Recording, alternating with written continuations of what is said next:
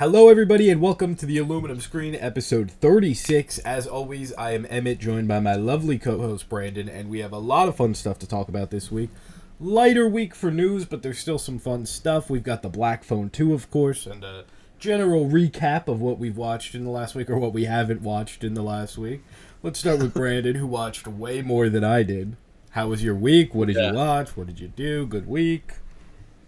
Pretty not a great week. I did get a cold like Tuesday or Wednesday that had me out of commission for a couple days, but I was back up and running by Saturday, so I made up for it. So I think I have 8 watches, I think was the math on that. Respect. But 4 of them were on Saturday, so I kind of crammed it. So, yeah, I mean, I started the week off watching The Witch for the first time. As part of the Vavitch for Halloween horror movie homework. That seems say a movie made for you. Not in like a traditional way. It just gives me a vibe that like you'd like it. I don't know why. I don't know if you did. I do like an Eggers film. I think he's 4 for 4 for me. Whoa. I'll have to go and rank them 3-1 because I liked all of them. Ooh, what's the one that missed? Northman. Did you not wait? Let me get. I was gonna say Northman. I was gonna say together, and I've made I really like Northman. I've been trying to rewatch it. That's fair. I think if I gave it another watch, I might like it more. I really didn't like it seeing it for the first time. I don't know what it was. Anyway, that's fair. Yeah, I like The Witch a lot though. I gave it 4 stars. Nice. I was into it. Nice. It was very good. It was weird seeing Ana de Armas. Not Ana de Armas. It would be pretty weird to see her. It would be weird. Anya Taylor-Joy. Different Anya hyphenated. Well, not hyphenated, but 2-part last name, I guess. Fair. But 2 syllables. I was like, whoa, that's crazy. She looks like different. Yeah. In that. Was that her like just because it was like. Yeah, like 20. I mean, I guess it was 10 years ago now. Jeez. Which is crazy. Oh, and Ralph Ineson is so good in that movie. Yeah. God, what a voice on that man. Yeah, I mean, that guy was like gifted with like. He was gonna be a voice actor at the very least. There's no way, like. But he's like, no, I'm a screen actor because he's like, we're having a scene in this where my shirt comes off and I'm ripped for no reason. What a guy. But yeah, I like that. And then I went next day. Well, I didn't go anywhere. I was still home, feeling a little ill. And I watched *Malignant* for the first time. What did you think?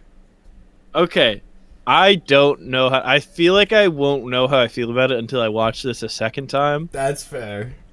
I really enjoyed the twist, and I thought it was really fun, and like stupid as hell. But also, it like. Everything leading up to it before that, like the first hour of the movie, I was like, what the hell is going on? Like, it was so cheesy. But then it's like, it knows that it's cheesy, I think. So I think that that's part of it. Oh, absolutely. So I don't know. It's kind of bad. When she goes, I'm adopted, and then they have the needle drop of Where's My Mind, like a cover of it. I was like, all right. That's when I knew. I was like, all right, he knows what he's doing. Absolutely. It is made to be ridiculous and campy and cheesy, and I adore it. I think I've seen it twice now, and it hits harder on the second time, I think. The prison fight scene is where it all just comes together for me so perfectly. Yeah. Oh, my God. I think it's so much fun. It was a fun time. I gave it 3.5. Nice. I didn't like it quite as much as The Witch, but, I mean, I didn't think I would. That's just because I'm an Eggers shill, I guess. What's his name? Ezekiel, right? It's Ezekiel, the guy on the back of the head. Oh, is it Ezekiel? No, it's what the hell is it? Malignant guy name. Gabriel, that's it. Oh my God, so good. Like it's some biblical name like that. And all the like bending that they're it's so cool. I love it. Yeah. They had like a professional contortionist do all those scenes and they're just like that's it's so sick. Freaky. It's so freaky. Yeah. I really liked it. And like the practical effects of Gabriel looked like really I don't know if it was all practical. I'm sure there was some CGI involved in there, but I was like, dang, that's sick. Also, really funny that guy made Aquaman. Also, it's Yeah. just funny every time I'm like reminded that that guy made Aquaman, Yeah, and that it Aquaman rocked. made $1 billion. Yeah. Yep, highest grossing DC movie ever, and highest grossing there ever will be. Nothing will ever. Not true. The Batman 2. I mean, yeah, I've only, but it's. Because how much over $1 billion did Aquaman make? I think 1.3 billion. Oh, that's actually pretty steep over $1 billion. I I thought it don't was know like if- just over the hump. I don't know if any superhero movie besides like Avengers or Spider-Man will cross that ever again. I think Batman is in an echelon where he could. And I think with the weight, people liked the first one, and now DC has more goodwill than it had when the first one came out. Yeah, I don't know. And I it's think like more normal than the first one. It I think it'll get close. it could do $1 billion for sure.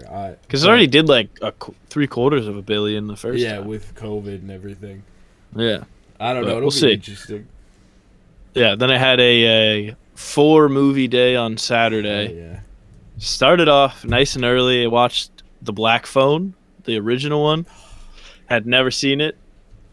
I was shocked at how much I liked this movie. Hell yeah. Because I remember seeing the trailers when it was first coming out. I mean, like, that looks so stupid. I hate that, I think.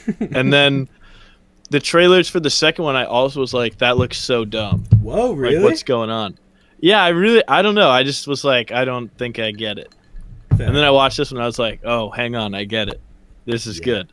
I like it. Scott Derrickson. I like it a lot. He's good, man. Yeah, Doctor Strange. Yeah. It's like every horror director, like when you click on their thing on Letterboxd or whatever to see, like, oh, what other movies have they made? There's always one random ass comic book movie Yeah.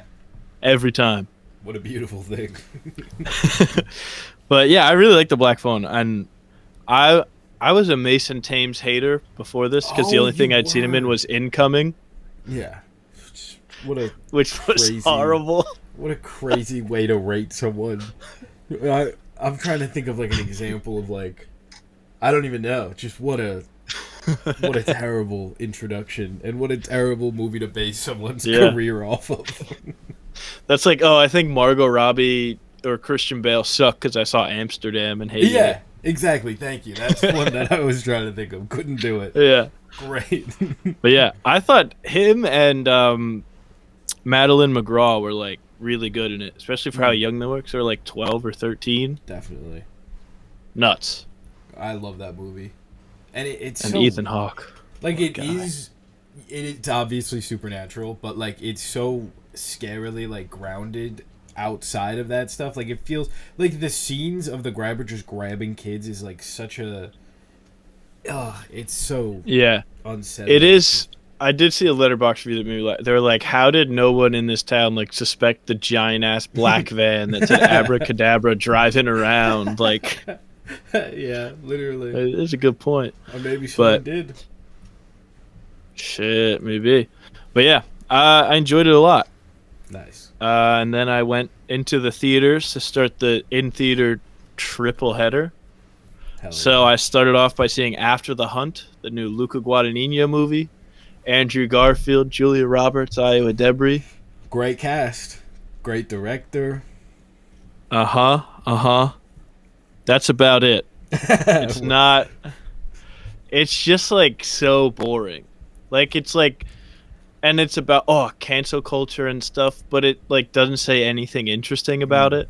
Yeah. It's just like, this is how things are, huh? Isn't it? Yeah. And I'm like, okay. I've been like, moderately excited for this one for like the last year, and then I was gonna go see it this weekend, but I just kept seeing, and I don't like basing like what I think about a movie off of other people's, so this isn't my like opinion on the movie.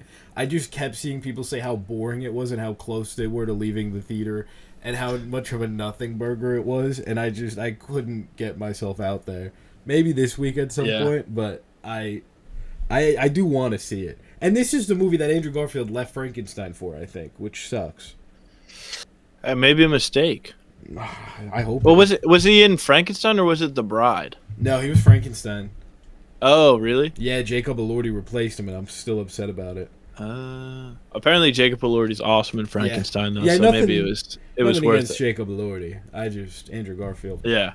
Frankenstein. Oh, Andrew Garfield in this is kind of doing like the Social Network character, but more of like an asshole and like the worst guy to be stuck in a room with. Which is like also another thing. I'm like, I'm not rooting for him ever. Yeah, so, that's fair. I mean, not that like you're supposed to root for him. Yeah. But I don't think the movie's trying to be like, oh, look at this awesome guy. Yeah. And I feel like there are like, I mean, obviously it's a controversial subject to tackle in like a movie, no matter what. But I feel like there are like interesting things you can do with like the, you know, concept of cancel culture and like the discussion about it. But it feels like every movie that tries to do something with it just doesn't do anything. It's like we've had a couple of these now, but it just ends up being nothing. Like it feels like they think like mentioning it and showing it as a thing that happens is profound, like exactly. In and of itself. That's it. But it's like that's not anything. That's just like, hey, here's an apple. You know apples from your life. Remember Apple? They exist. like yeah, I know, but I don't know what are you. I don't know. That's a great example. I feel bad for Iowa Debris. This was like her year to jump into movies. Yeah, and they all flopped. Yeah, I mean, I think she's gonna be fine. I think she's. Yeah. Bottoms. Well, I mean, even Bottoms if did well. Yeah, even if she isn't like an actor, like I mean, she wrote and directed some episodes of The Bear, so like she can do absolutely pretty much anything, really. Yeah, and even it does suck. She just needs a better agent, I guess. Yeah, you know the crazy irony. If she stayed in Thunderbolts, it probably would have. Like, it would have been her best movie of the year. Yeah, exactly. It would have probably gone better. What a concept. Yeah. But I mean, I guess like if you have the option of like, oh, you can work with Luca Guadagnino, you're not going to be like, yeah, let me be, you know, side character 7 in Thunderbolts. Totally. But eventually. I do agree. I think, yeah. But yeah. And then I saw Black Phone 2. Also like this one a lot. I gave both Black Phone 1 and 2 4 stars. Ooh, nice. I want to talk but about I think I like the original better. one a little bit more. Nice. Interesting. Oh, spoilers also for Black Phone 2, I guess. I'm torn on which one I like more. I want to talk about that later on. Yeah, we'll get into that later. I'll save the rest of it. But well, I'm not going to save this because this is ridiculous. This was the worst theater experience I've ever had in my life. I want to hear about this. So first of all, since I'm doing like triple feature, I had some time in between, so I got there early, which I hate doing, as you know.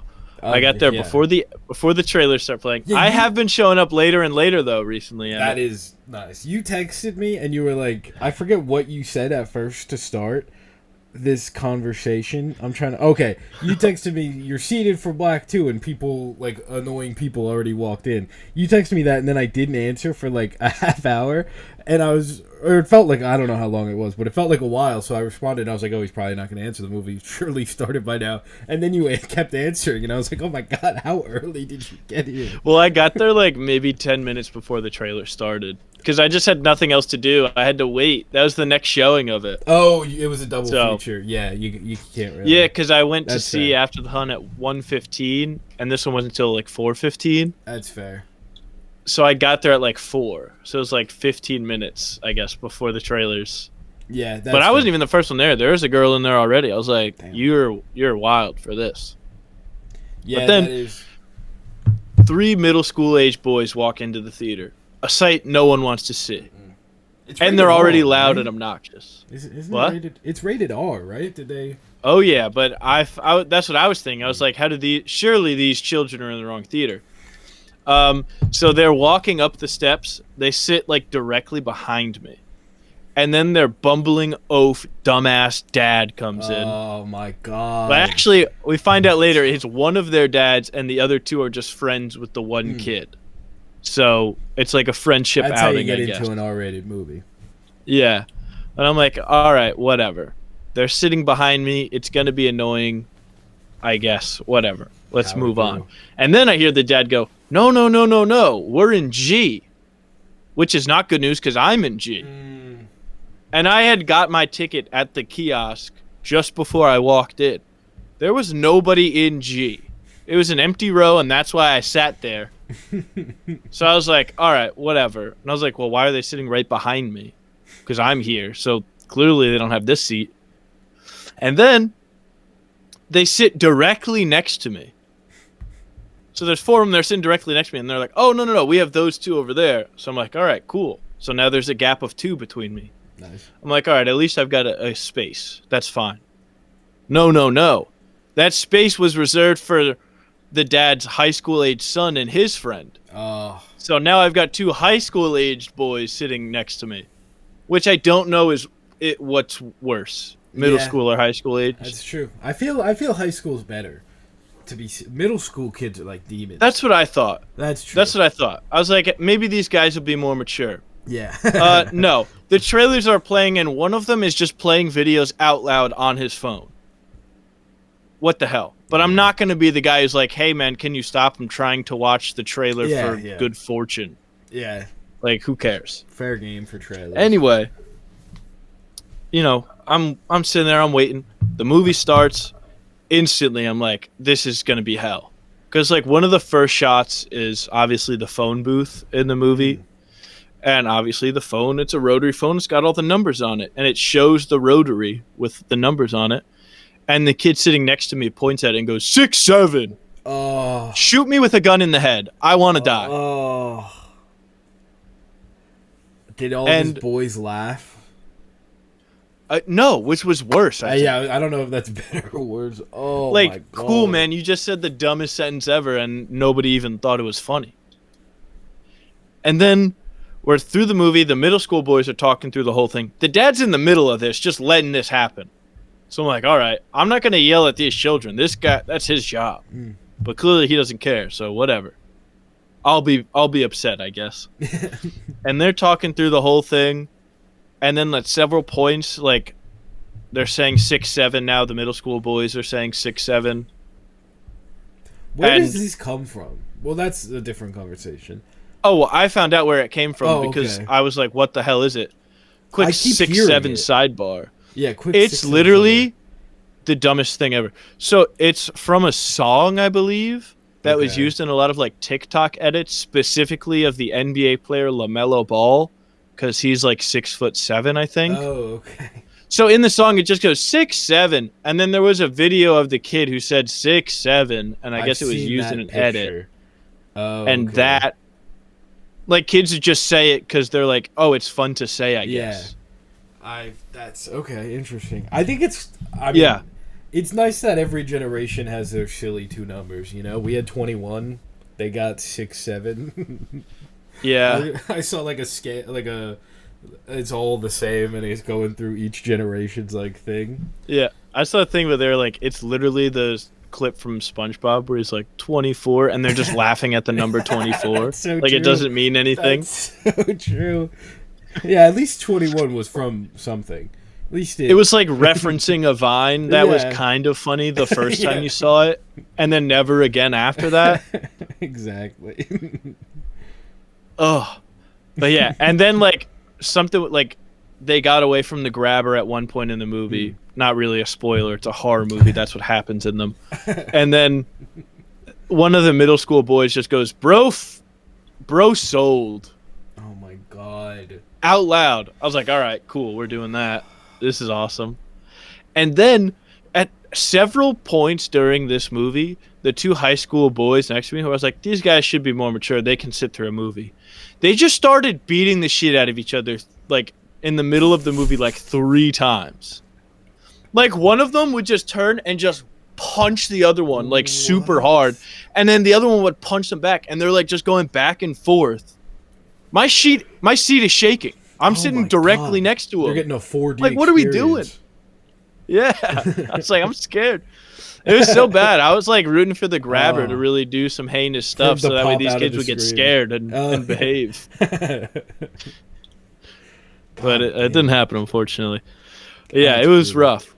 That's brutal. It was rough. I had a kind of, mine wasn't that bad, but going in, I got my seats like a couple days in advance. No one super close. You know, there's like one person a couple rows down or whatever. And then walking in, there's 4 high schoolers all the way to the right, and then my seats are here. So I tried to sit one over, and then someone came in and it was their seat, and they clearly weren't going to say anything, but they were like looking over. So I was like, all right, I'm going to move because that's what that's what you do. So I moved over to the seat. The guy next to me was like, oh, like you could tell that he was like not happy that two people were sitting next to him now. You picked the seats, brother. I had them first. I know that. And then this is mostly trailers, so I'm like, whatever. But there's two girls on the end, two boys next to them, probably around high school age. And the two girls on the end are just laughing at everything. Just like hysterics, which is fine for the trailers, And the guys are like talking to them a little bit. Movie starts. They're still laughing all the way down on the end. Just like at nothing, just laughing. And then the guys next to me aren't really talking. And then it's like after the opening scene, it's like shit start. We're like maybe a couple minutes in. The guy just takes out his phone, and then they're still laughing. The guy next to you? The guy right next to me takes out his phone as everyone's still laughing, and he like takes a picture of the people at the end of the aisle, I guess. I was like, I just said like, come on, man, like something like that. It wasn't even like a please put your phone away. And then like he put his phone down, and then they kept talking on the end. So I was like, you know what? I'm just gonna remove myself actually. So me and Kylie moved our seats down to the other end of the row where we couldn't hear them ideally because I was saying to you before the recording, I'm just so over it. Like I can't even like, it's really getting to me. It's killing me. So then we get to the end, and then there's like a couple probably like our age behind us just talking normal volume. Just like giggling and talking as like the kids are like everything. So then I had to ask them to stop talking, and then they moved to their seats. So then they were over by those kids from the start. So they had a whole nice little. I could still hear them a little bit, but not enough to like. So, whatever. That's the end. Just annoying. I'm over it. I'm so over it. No, I am over it also. It's ridiculous. Also, when you said that the guy took his phone out, that reminded me. The kid directly next to me also took his phone out several times throughout the movie and would take pictures on Snapchat with the front-facing flash on. That is what gets me more than anything. That would send me into a rage. It happens all the time. They take pictures of the screen, and that's when I get the most angry about it. Because it's like, what are you doing? I will say this. Credit to his friend. Because his friend was like, dude, get off your phone. Stop taking pictures. Nice. So I was like, all right, cool. Good. But then his friend that was taking the pictures in retaliation took a series of photos with the flash on. Dude. Just like nonstop. Oh. Like speed running flash pictures. Okay. I get that the theater workers are overworked, underpaid. Totally empathize with that. But can't they just send one person into theaters every 30 minutes or so just to walk around generally? At the very least, just kind of peek in. Or can't parents just tell their kids how to fucking behave at a movie?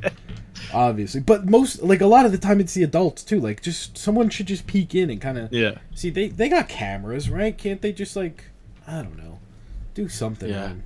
Do something. I think they should get a spotlight feature,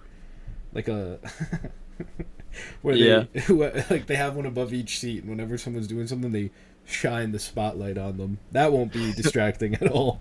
No, I'm saying they should have a thing that plays just before the movie. That's if you're talking, and we come in and you're talking, we're going to kick you out, and you're not getting your money back, and then actually do it. They have to enforce it at some point. I can't tell you the last time I saw people get kicked out. I don't think I've ever seen it. The only maybe thing I can once think of is Spider-Man No Way Home re-release. That summer after that came out. That's the only thing that comes to mind. Yeah. Oh. There's our weekly rant about the state of people going to theaters. It's really bad though because it literally is every week we have a new story. And and we didn't even go to a popular movie theater. Yeah, exactly. The thing one last thing. The thing that really gets me is we're at the point now where you wait 2 weeks and you can just get this movie at home for less than you're spending on all these tickets. Just wait. 2 weeks. It's not it's 6 months like it used to be. You could watch this at home in a week and a half probably. Why waste your money, our time, our experience? It just doesn't. I don't get it. It drives me fucking mental. It's so frustrating, man. I'm telling you, we gotta start an Instagram account and have people take pictures and publicly shame people. But that's gonna backfire though, No, but because it's gonna only be after people the taking. movie. I don't know. We need to like hire a squadron of bald men to like stand outside the That's theaters, true. and then like even if they don't go in, like they can stand just outside, and then afterwards you're like, "Yo, these people were talking to the whole thing," and then just have the bald guys like intimidate them. Yeah, rough them up. So a maybe bit. they're scared to do it in the future. You get a bald guy Not per assault theater. them, but yeah, one baldy per One yeah. baldy per theater. And they don't even have to be in the theater, because if Oh. that's distracting, just have them look through the glass the movie's being projected through. Yeah, exactly. Projectionists are up there taking pictures at the Lincoln Square IMAX theater every all the week. time. Exactly. How hard? Have could a it be? walkie with someone on the floor. It's like, yo, G7 is like talking. Yeah. Go get them. Ugh. You give them So one true. warning, and then if they keep yapping after that, they're out. 100%. It's that easy. The Chainsaw Man thing was incredible. Just bald people yelling at everyone left and right for the first couple minutes. No issues at all after that. It was just, hey, put your phone away. You gotta stop talking. Like, boom. Mm-hmm. Even, I don't know. There's gotta be something. Do something. Yeah. Please. Ugh. We should do a draft where it's drafting ways to fix it. Oh, yeah, that would be good. I thought you were going to say the most annoying things, and I have a really good one Oh, for that. well, we could do that too. I have a really double good one for draft. that. Yeah, that's true. First draft is the most annoying things, and the second one is how to fix it. I know what I'm thinking for how to fix it. A gun. No, that's a bad joke. That's a bad joke. Okay. That's too much. Yeah, shoot. Flashing your gun at children at the Super Mario Galaxy movie because they're talking through it when Yoshi's making his big screen debut. As I'm crying. Well, speaking of crying, I was tearing up several times at this next movie I saw. I saw Urchin, the Harris Dickinson written and directed movie. This movie was really good. This one is like the ideal theater going experience. It was me and two other guys at the opposite end of the row, like one seat behind me, like one row behind me. Hell, it was great. Doesn't get better This than movie that. rocked. I gave it 4.5 stars. It I was didn't realize awesome. this It was was like I saw you log it. Yeah, and I was it's like, like oh, yeah. super limited. Like there's only like 2 showings, I think, and it was like 8 o'clock or like 10:30 or whatever. Oh, I hate Good Boys. Only 10:30 p.m. Yeah, I almost saw a 10:30 showing of Good Boy after Urchin, but I was like, man, Damn. I'm pretty tired. I'm gonna That's go a home. lot. Yeah, that's a lot. I was thinking about it because it's only like an hour long. Good Boy, it's like an hour 10. Yeah, it's quick. It's real quick. So, yeah, Urchin's awesome though. Oh, The music in it is like incredible. It's like really like visually stunning, and like the performance in the what's his name, Frank Delane. He's like the main guy. Is so good in it. Oh wow. It's like he's like a homeless guy who's like struggling with like addiction, and like the whole inciting incident of the movie is like this guy like offers to help him and is like being nice to him or whatever, and he's like going to walk with him to go to like a store or whatever to get him food, and then they go under a bridge and the main character like punches this guy in the face and like assaults him and steals his watch. Damn. And then he gets arrested, and it like flash forwards to him like now like trying to like go through everything. He's living in a hostel for the first couple months. He has to get a job, and like it's all set up through like this program or whatever. And so he's trying to like stay sober and like get his life back on track or whatever. And then it's like him struggling with that. And I was like, damn, this movie rocks, man. Oh yeah, absolutely. Wreck.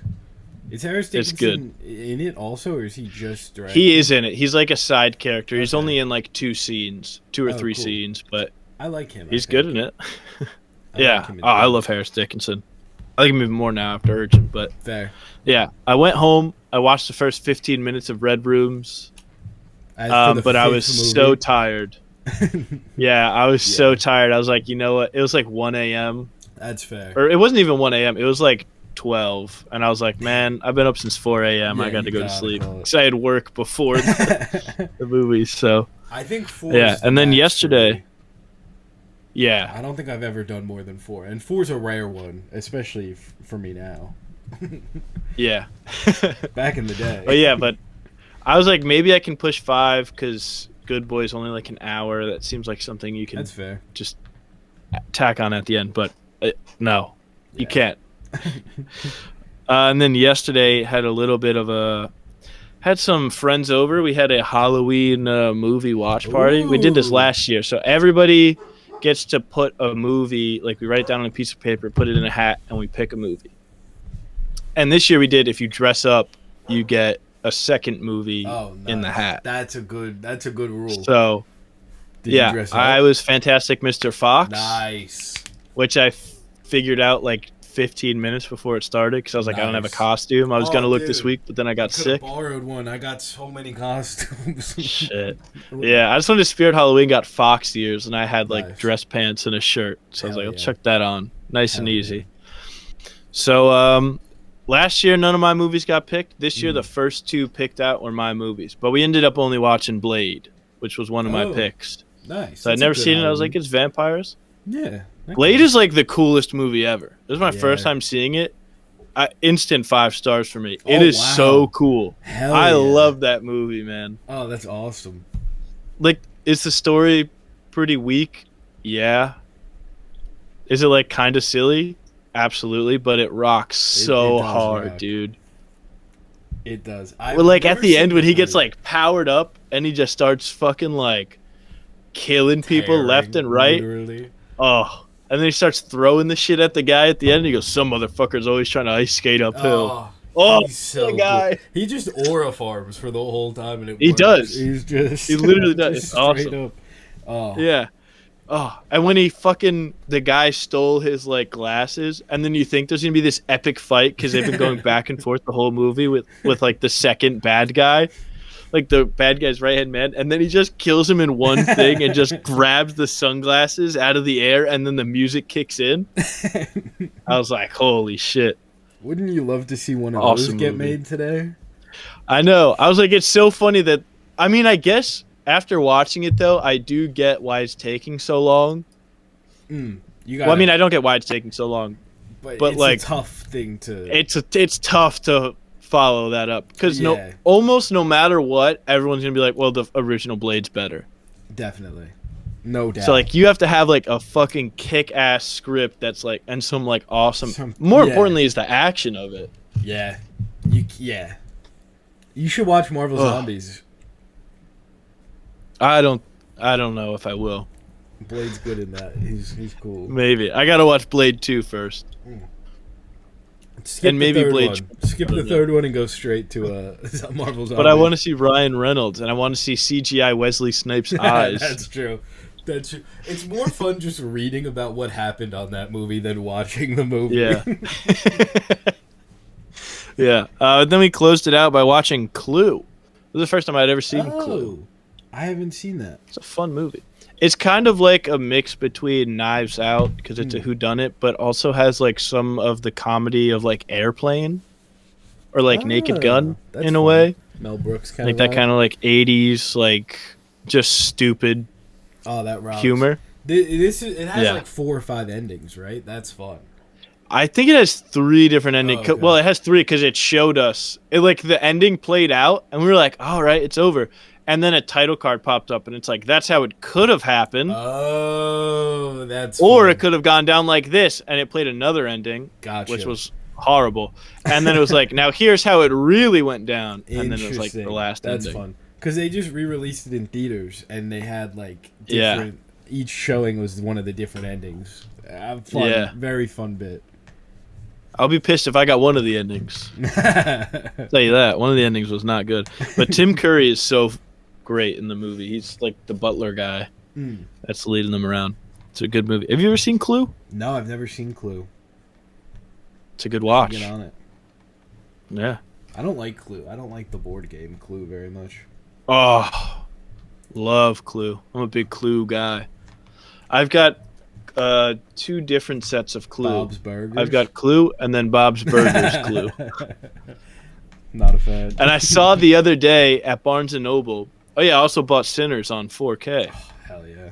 In between Black Phone 2 and Urchin. Where, like, it was kind of like therapy a little bit because I went and bought Sinners after sitting through the Black Phone 2 with like the worst people on the planet.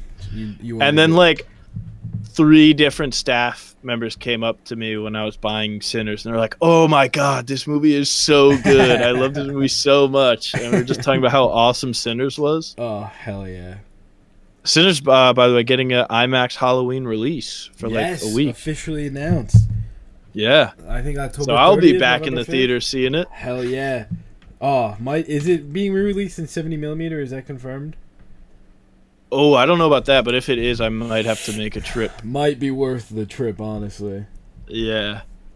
Fuck. But yeah, so that's all my watches for the week. Yeah.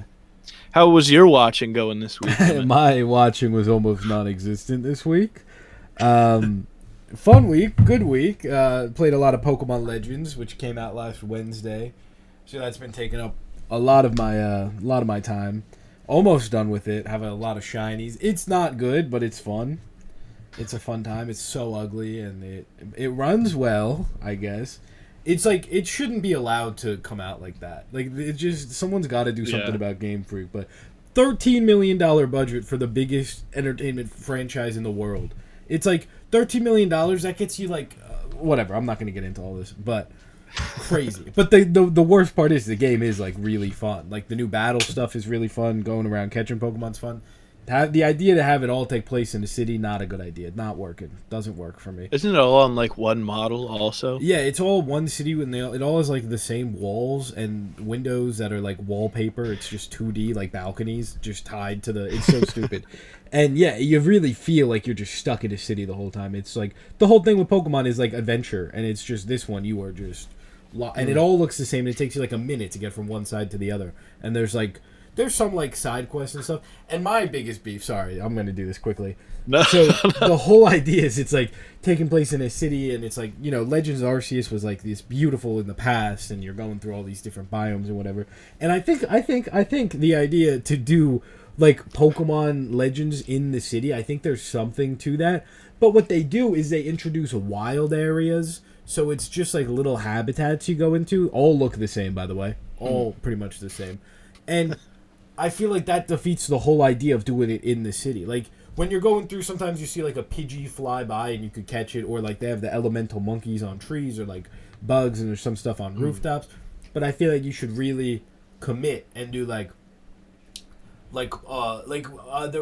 of the Pokemon movies, I think it's the one with Latios and Latias. It was, like, in a city. And it was sick, because you got, like, a river going through, and you have, like, Magikarps and Gyarados going through, and then you have, like, Totodiles running around, and you have all this stuff. You should make it be part of the city, not chicken out and be like, oh, but now there's like little zoo areas where the Pokemon can't leave. Whatever. I'll end of my rant, but I'm having fun with it.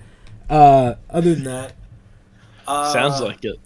I guess it was a big game week for me. I've also been playing Battlefield 6 a bit here and there. Not really getting into it as much as I hoped. It's fun. It's really fun. I just haven't had. Okay. Most of the time I'm playing it, and I want to go back to Pokemon, so I haven't had time to fully dive in. You know.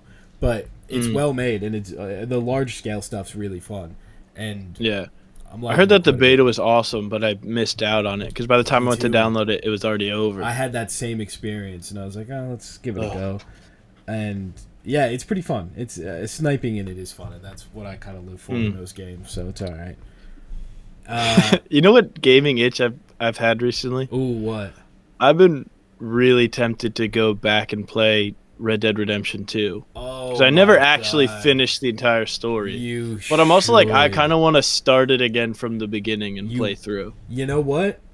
I mean, these rumors have been going on for a while, but there's always rumors that they're remastering it. You should wait for that and then play through. Yeah, if they remaster it. I also want to play GTA 5 again. Yeah. Because after seeing Tron Ares, I was like, man, the Tron game mode was so fun. And I was thinking about, oh man, the heists were so fun. I just need GTA 6, I think. I need a new one. That's gonna because I can't go onto an online server and have someone come at me with a flying jetpack bike with a machine gun on it. It's too much. Dude, we talk about it every couple episodes, but that GTA 6 release is gonna hit it's gonna be the craziest thing ever. It really is. I can't wait. Next summer.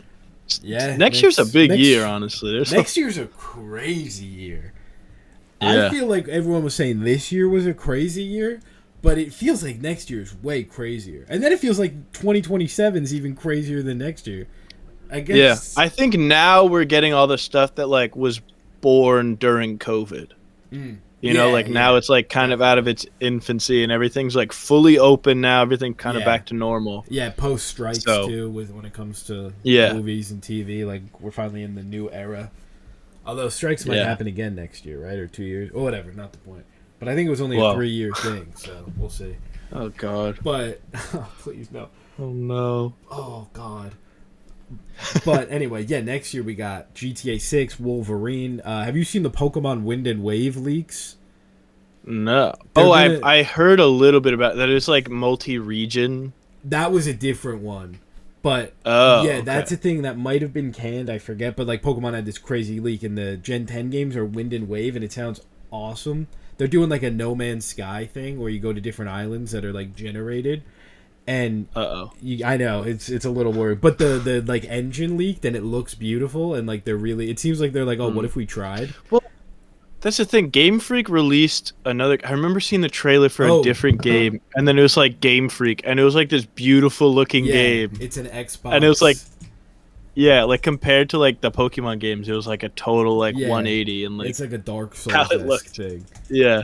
Yeah, it's crazy. But this one does look really cool. This Wind and Wave thing. So I'm hoping that's good. But, and then we have, Avengers, Spider-Man, X-Men 97, Clayface, Supergirl, Toy Story, everything.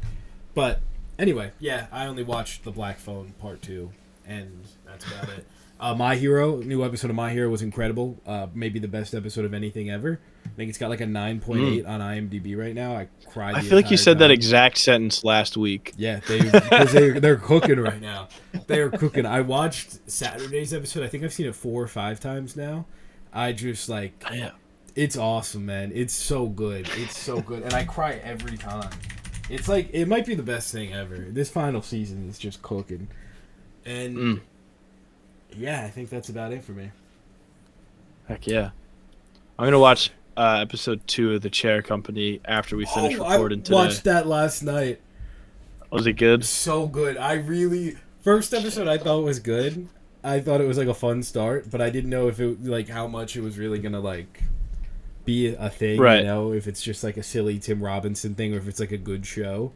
I think it's a good show. I think I really enjoyed yesterday's episode. All right, I'm excited. I'm looking forward to episode 3 a lot. There were some really funny bits. Should we finally do news? We don't have a lot of news, so it's kind of a good thing we yapped. Yeah, we could fly through this news. Should we start with trailers? What do you want to hit first? Yeah, trailers. We missed this one last week. It came out when we were recording. And I think I foreshadowed it too, and we never checked. Yeah. Brutal. Yeah, before we started recording, you were like, there's supposed to be a trailer that comes out at 12, and then you just forgot about it. And then we finished recording, and I texted you, and I was like, new Sam Raimi movie with Rachel McAdams and, was it Dylan O'Brien? Yes. It's, Yeah. Him and Logan Lerman I mix up like crazy, but I think I just had them mixed up in my head. And I usually don't do that, so I'm embarrassed. But yeah, Dylan O'Brien. You haven't seen Twinless yet, right? No, I've not seen Twinless yet. Oh, he's so good in Twinless. I think I've only seen him in Percy Jackson. Really? You never seen the Maze Runner movies? That was a joke because that's Logan Lerman. Oh, yeah. I thought you were going to push It didn't even click with me. I was like, yeah, that checks out. Oh, my God. That's so funny. Damn, I just did it twice. Logan Lerman's Perks of Being a Wallflower, right? Not Dylan O'Brien? Yeah. Yeah. No, I do like Dylan O'Brien quite a bit. I think he's good in things. And this looks awesome. This looks really good. It's such a... I don't know, you wouldn't think Sam Raimi. I was going to say you wouldn't think Sam Raimi seeing the trailer. Really? Like. It just doesn't give me like a Sam Raimi vibe, but I think that's okay. Like, I think that's fun. It's not what I feel like it kind of does. It gives like a lower budget Raimi vibe. Yeah, that's fair. I just think of like a darker kind of... Like, it's so bright and pretty and colorful, which, it's on an island. But I just think of like a grungy kind of darker vibe. But it looks fair. Basic premise, 2 coworkers. Is it 2 coworkers or like a boss and an employee? I think Logan Oh my god, I almost just said Logan Lerman. Oh I'm my gonna double god. check to make sure it's not Logan. My brain's all screwed. No, it's Dylan O'Brien for sure. Like 100% it's Dylan O'Brien. Yeah. But now my brain is just mixed up with both of them, so I'm just gonna continue to confuse them for the rest of time, I guess now. But yeah, Dylan O'Brien's like the CEO, I think, and Rachel McAdams is like an employee there, and Dylan O'Brien's like a bad boss. It's kind of like Horrible Bosses 3 or 4 or whatever. Yeah, they've got beef, and he's like, "Oh, you suck at your job. I'm the CEO. I'm the boss." And then their plane crashes on an island, and she's like, "Oh, well, I'm good at this island survivor stuff, and you're not. So now I'm actually the boss." And this is a reversal, isn't it? And he's probably still going to be an ass to her. So it looks really good. I'm really looking forward to it. Rachel McAdams, really love her in things. Glad to see her work with Sam Raimi again. Dylan O'Brien, like we've said, like him. January 30th release date does give red flags a little bit, but maybe January's not. I don't know. Maybe I don't it's think changed. January now has low-key become a spot where like a lot of like horror kind of movies come out and find success because there's nothing else really out. Yeah, I think that is the idea. Like, there's not a lot of stuff. Like, what horror movies have come out in October this year? Black Phone 2. Like Black Phone 2, and that's it. But this is like we have 28 years coming out in January, so that is kind of this. That's what I'm saying. The beginning of the year, I think that's the move because they get like a big push in theaters because it's like the only thing out really, and then it gets a boost like around this time when it's streaming. I'm not disagreeing, but have we like seen that actually work? Well, the first Megan came out in January, and that was a huge hit, and then they moved that to the summer, and it flopped for the second one. I don't know, but like Wolfman just hit like that.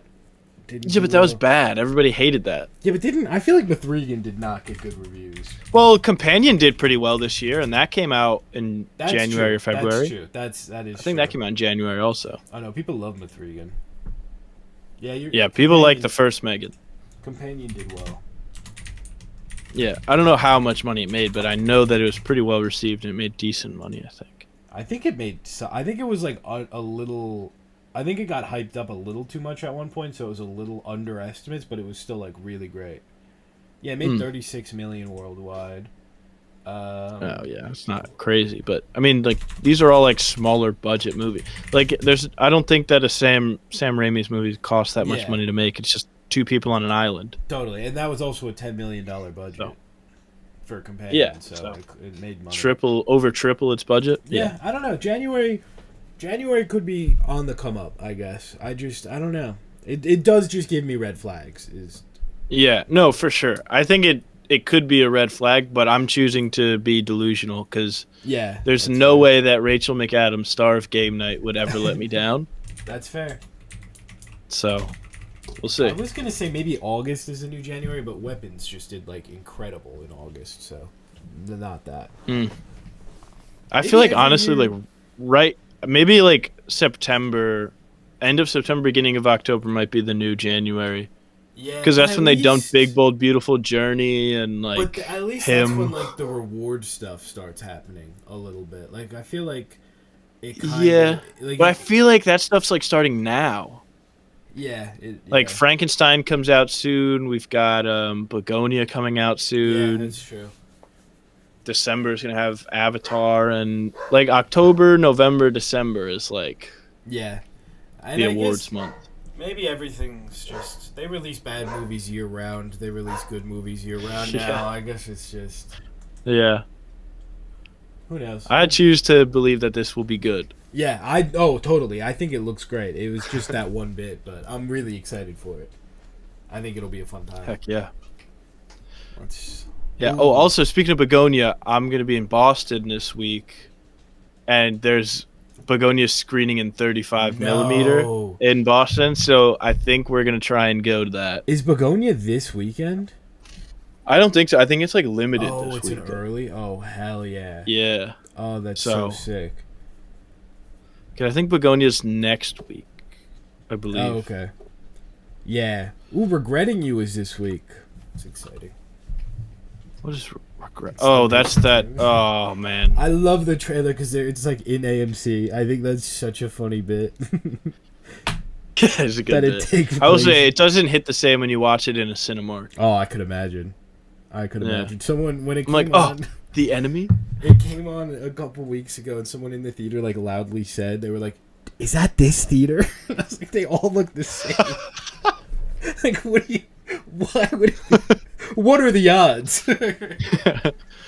I will say I had a moment like that when I was scrolling the AMC A-list Reddit the other day. I was like, "What? I Is had that my moment home?" too, and it was.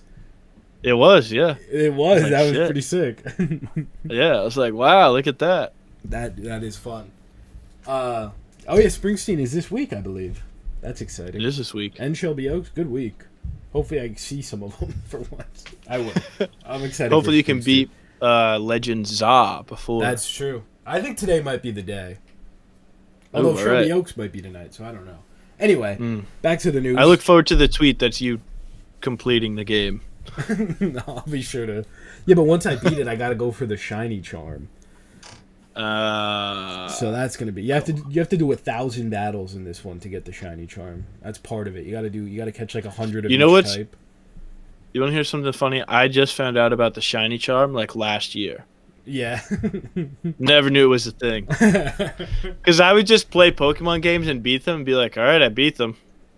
Like, I was never It's how, like, the guy that's 99, like, yeah. I gotta complete the Pokédex. I always try and complete the Pokedex, and then sometimes I dip my toes in the world of competitive battling. But I always love shiny Wow. hunting. I always love, even if I don't have the shiny charm, I love. It's so stupid. It's the biggest like time waste of all time, but it's fun. What can I say? It's actually not fun. It's really not. But the rush when after like. I would do it all the time in like middle school, and it'd be like 12 hours just doing the same loop, waiting for something shiny. And when that hits, it's better than any drug. I could assume. I can only assume it hits harder. Okay, anyway, Kate McKinnon is Aphrodite in the Percy Jackson series. This was announced right after we recorded last week, also, and we had just talked about Kate McKinnon, so it was a pretty funny coincidence. Not good casting, I don't think. Gotta be honest here. Like we said earlier, the whole thing with Aphrodite is in the world of Percy Jackson, constantly changing appearance depending on who's looking at her. Like everyone sees her differently, and she just like randomly changes throughout conversations too. So but you're not gonna get Kate McKinnon to like have her not be Aphrodite. I feel like surely she's I don't know. Hefty price. I'm not a huge Kate McKinnon guy, so Yeah, that's true. We learned that. I don't know. I'm also wasn't a huge Percy Jackson TV show guy either, Yeah. I agree. I don't know if they'll be able to top Nathan Fillion as Hermes. Was it? Oh my god, I That forgot he was. That was Hermes. elite casting. The cast of like the Percy Jackson movies was like kind of crazy, It honestly. was. You don't think Lin-Manuel Miranda has surpassed as Hermes? Oh, that's who he's playing. That's right. I forgot. Oh no, was he in the first season? He was. Totally. I don't even know if I got to that point. The Percy Jackson show might be one of the biggest disappointments of my life. Oh yeah. It hurts Dude, I me. was like excited. I was like, "Oh my god, like this is gonna be so good!" And then like they can have a Percy Jackson theme park thing because that's yeah, probably what they want to rival like Harry Potter. yeah. And then it just came out, and I was like, "This is like the most aggressively whatever show." You know how hard it is to make the movie better? I don't know if I'll say the movie's better, but I like the movie more. I think I'd rather watch Yeah, I the definitely movie like the movie more. They just took out all the fun. They just like everyone knew everything that was going to happen somehow magically. They were like about to fall into a trap from the book, and they'd be like, "Oh, we shouldn't do this. This is bad." It's like they read the book and Yeah. they just knew what to do. It drove me Let's skip insane. ahead. This is Yeah, gonna take literally. too much time. Literally, the like Rusty's mattress store bit. They're like, "Oh, this doesn't feel right. Let's head out." They didn't do the Lotus Casino bit. Like it was just, whatever. And they didn't even have the iPod Touch mirror No to kill iPod- Medusa. No iPod Touch mirror, exactly. It's iconic, man. It is. Oh, Jim Carrey is in talks to lead live-action The Jetsons movie directed by Colin Trevorrow. What a yeah. This is the latest installation of fake movie that's been announced. There's a whole string of these. It is, and like the whole Mattel universe. This is also the most like 2009 headline of all time. Like it just doesn't read as something that's actually happening. Probably won't. But I'm not against. He retire? He did. He retired, but then he liked Sonic, so he kept coming back for Sonic. And I guess maybe he's dipping his toes. I guess he likes Flintstones. Well. Yeah, the Flintstones. Or the Jetsons. They're in the same universe, I think. Don't worry. Oh, great. That's what we need. That's what we need, a crossover. We need more universes. More interconnectivity. It's so true. It's so true. I think this could be kind of fun. I don't know. I wonder if they started doing this just because of the Fantastic Four. Like, I feel like that might have been half the reason to do it. They're like, oh, retro. I think they did it because they were like, people really care about old IP coming back. Yeah, they're still living in like 10 years ago when that was the move. Yeah. Yeah. Colin Trevorrow also is an interesting choice, but whatever. What has he done? That name sounds familiar. Jurassic Worlds. He was supposed to do one of the Star Wars movies. He was supposed to do The Rise of Skywalker. But then dodged a bullet there, Colin. Dodged a bullet there to go do Jurassic World Dominion instead. Well, maybe he dodged a bullet into another bullet. Yeah, he directed Jurassic World Dominion, Jurassic World. He hasn't done a ton since then. The Book of Henry. Yeah, this is gonna be garbage from the butt. Got no faith in this, man. Yeah, it's. The only way that I would be like excited for this is if Jim Carrey is playing every character in the Jetsons. That's the thing, Jim Carrey. Like that does kind of interest me a little bit, even if it's. I like Jim Carrey, but I don't. I don't care about the Jetsons at all. I don't really care too much about the Jetsons, but like Jim Carrey in a movie, what a treat.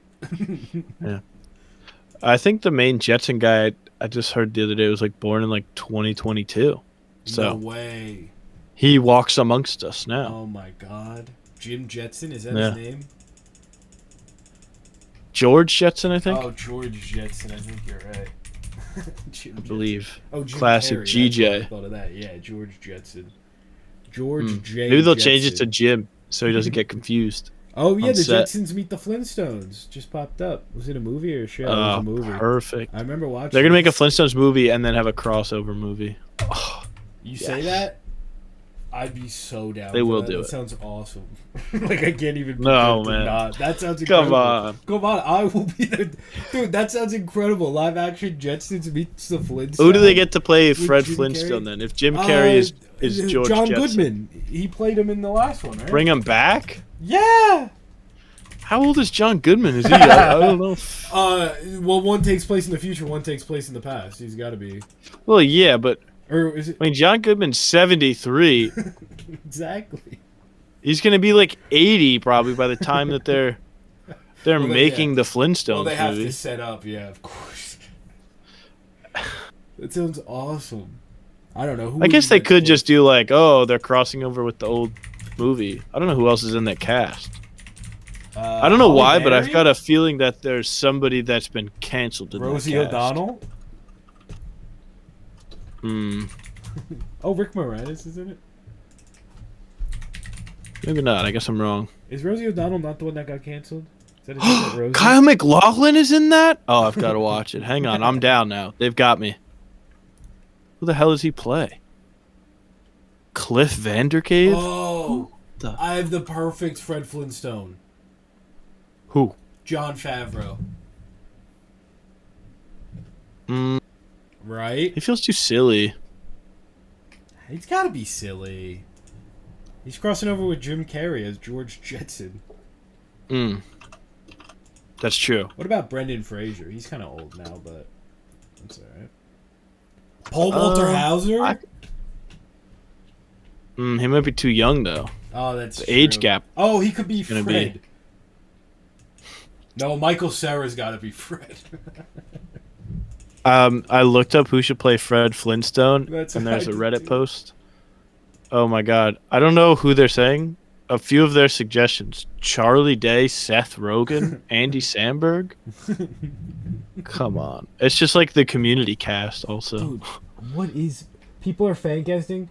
John C. Reilly, Fred Flintstone, that makes sense. They got characters here that... Pearl Slaghoople, played by Conchata Ferrell. Like, what are we talking about? Uncle Tex Hard Rock, Sam Elliott.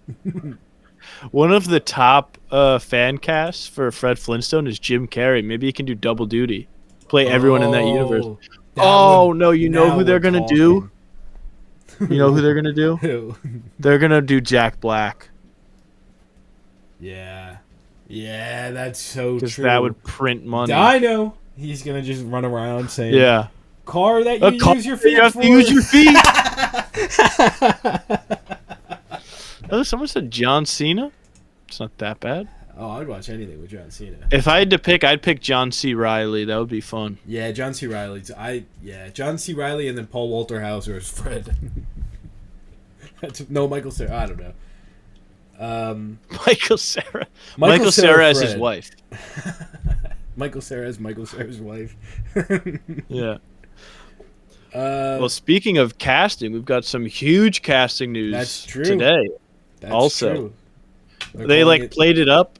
John M. Chu was like, "You guys are going to be blown away when you find out who's voicing the Cowardly Lion in Wicked for Good." Yeah, and then they just came out and said, "Yeah." Well, right away he was like, "Yeah, it's a secret," and then they're going to be mind blown during the red carpet. And it's like, what's the point of keeping it a secret up until the red carpet?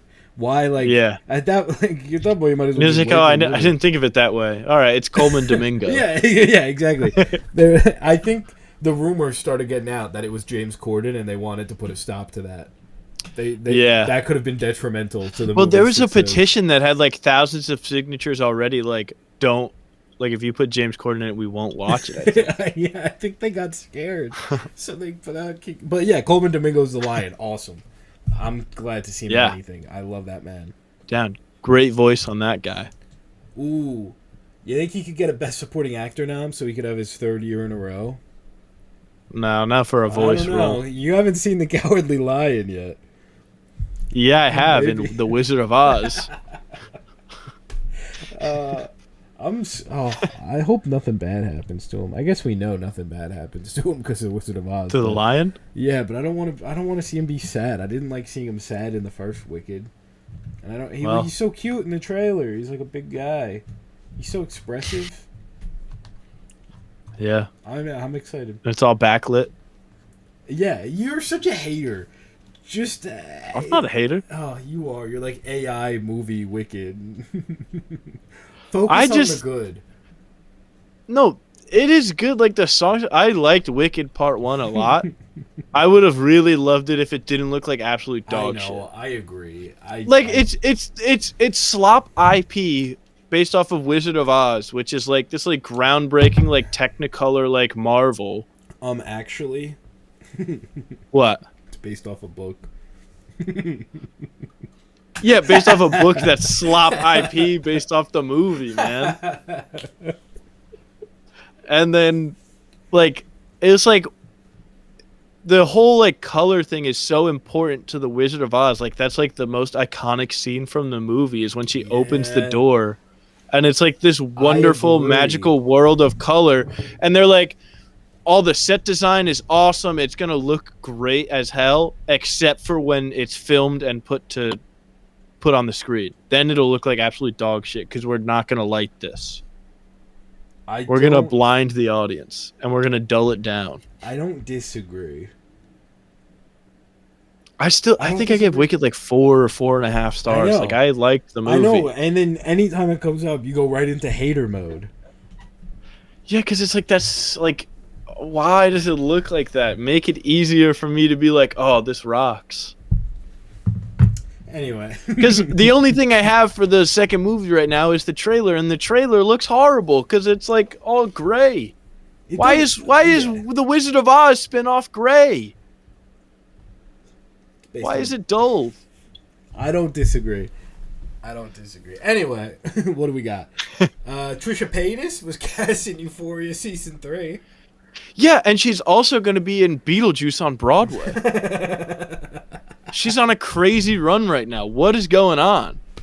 She had a Broadway show that was her singing, and it was oh, this is funny because she's not actually a great singer, I think was the whole bit. But Did then, she like, know that was the bit though? I'm having my doubts now. I don't know. I almost wish this wasn't announced because I imagine sitting down and watching Euphoria season 3, and just the shock of seeing Trisha Paytas show up talking to Rue, presumably about something. Like, what is? Oh, I can't wait! I can't wait! I'm so This is excited. gonna be the worst season of television we've ever seen. Jacob But it's Elordi- shot on VistaVision, so get hyped for that. Jacob Elordi the other day was like, "Yeah, I haven't actually seen anyone from the cast. We're all shooting our own storylines. I can't wait to see how this goes." Oh my god. I'm excited. I think it could be good. I'm excited too. It's not every day you get to see a train wreck coming from so far away. Exactly. Oh, I can't wait. Sleeping And Dogs. like Danielle Deadweiler's in season 3 too. Also. Oh yeah, and the X-Files reboot with Jordan Peele, rumor has it. Yeah.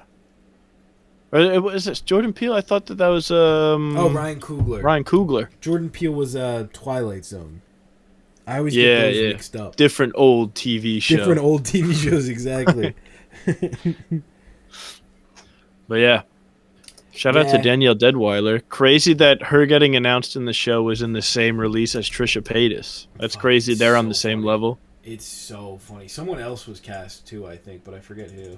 Also, Dominic Fike is coming back, so let's hope we get another finale song. I thought that was a good song. I know, but nobody else did. I know. Once again, it's me alone against the world. Yeah. All right, let's do one last bit of news here. Okay.